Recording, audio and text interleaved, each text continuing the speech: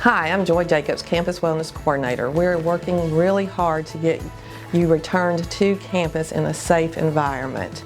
Face coverings are critical to minimizing risk to others and must be worn while on campus and when you are unable to maintain a 6-foot distance.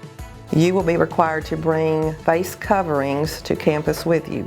When you put your face mask on, pull the face covering under your chin and pull the face covering over your nose. Take care of your face covering every day. Replace your face covering as needed.